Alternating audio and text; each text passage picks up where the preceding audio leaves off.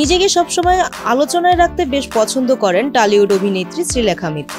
কথা বলার সময় তিনি বেশ ঠোঁট কাটা, এজন্যই ভক্ত অনুরাগীরাও তাকে বেশ পছন্দ করেন। সম্প্রতি আবার নিজের ব্যক্তিগত জীবন নিয়ে মুখ খুললেন শ্রীলেখা মিত্র। আরও কথা বললেন সাবেক স্বামী, প্রেম, বিয়ে ও টালি ইন্ডাস্ট্রিতে কাজ পাওয়া ও না পাওয়া নিয়ে। অভিনেত্রী বললেন, কেন পরিচালকরা কাজ দেন না সেটি তো আমি বলতে পারবো না, এই প্রশ্নের উত্তর তারাই দিতে পারবে। তিনি বললেন, সদা সত্য কথা বলিবে, সত্য বই মিথ্যা বলিবে না, এটা তো সেই ছোট থেকেই শিখে এসেছি, তো এটার বাইরে কি করা যায় তা আমি জানি না। প্রসেনজিৎ চট্টোপাধ্যায়ের প্রসঙ্গে ওঠায় তিনি বলেন, প্রসেনজিৎ চট্টোপাধ্যায়ের সঙ্গে তো কখনো খারাপভাবে কথা বলিনি, তবে মিষ্টি করে কথা বললে কাজ হতো কি হতো না তা জানা নেই। বুম্বাদার এই পছন্দের তালিকায় আমি কখনোই ছিলাম না, সেটুকু আমি জানি।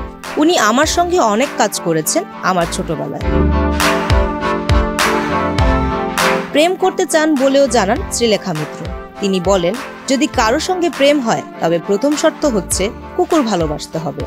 অভিনেত্রী বলেন, আমি তো দেখছি না কেউ প্রেমে টেমে পড়েছে, কোথায় তারা? কুকুর বললেও আমার কেমন জানি লাগে, ওরা আমার বাচ্চা, নাম ধরে ডাকি। তবে প্রেম করতে চাইলেও বিয়ে করতে চান না এই অভিনেত্রী।